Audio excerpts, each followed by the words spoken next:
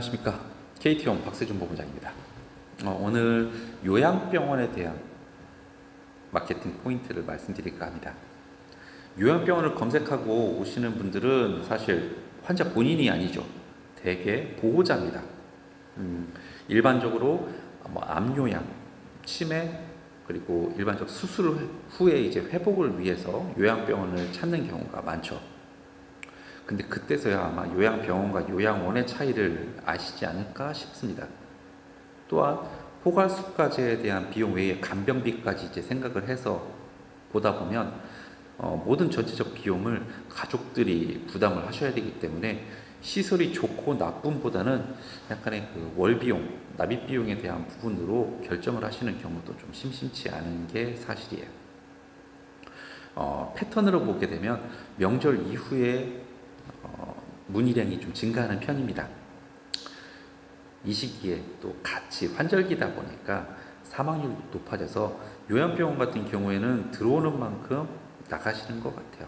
사망이라든가 회복이라든가 아니면 일시적으로 자택에 갔다가 오시는 경우들. 그런데 어떻게 보면 10분이 나가시고 10분이 오신다고 하면 병원의 운영에 있어서는 크게 문제점이 없을 수 있습니다. 하지만 지금의 시기로 봐서는 아무래도 10분이 나가신다고 하면 10분이 오시는 경우는 많지 않으실 것 같아요.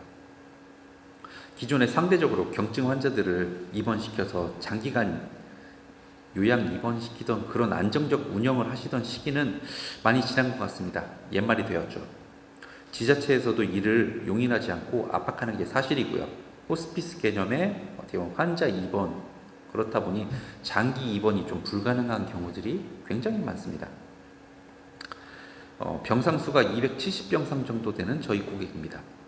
사실 초회 미팅부터 계약까지 한 3년 정도 걸린 것 같아요. 그 사이에 코로나도 있었고요.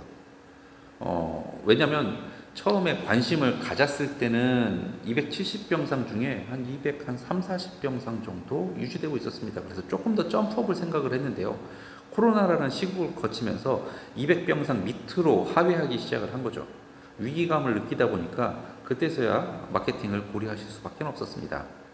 과거의 마케팅의 방법은 행정실장급의 분이 오프라인적인 대면 미팅을 통해서 그리고 찾아가는 서비스를 통해서 우리 병원을 알리고 유입하는 게 사실 많았습니다.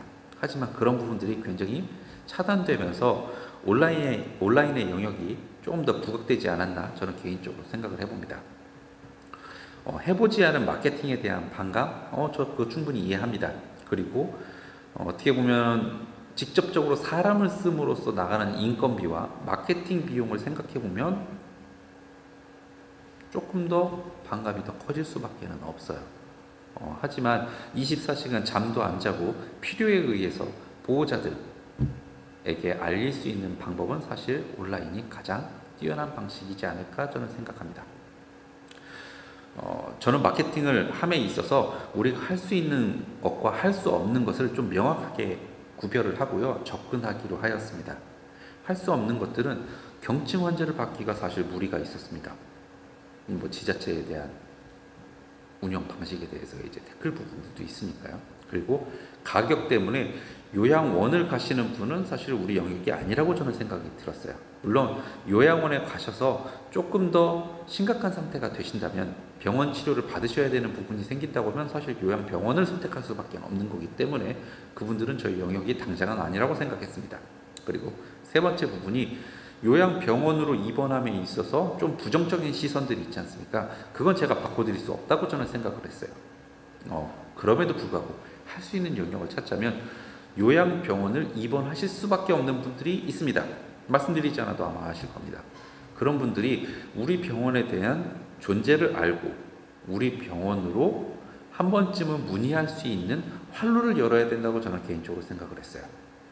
그래서 의료진의 구성, 입원 후의 프로그램, 식단에 대한 부분까지 나의 부모를 직접적으로 모시지 못한다라는 어떻게 보면은 마음의 부담감을 조금이나마 덜어드릴 수 있는 곳으로서 보여드리도록 노력을 했고요.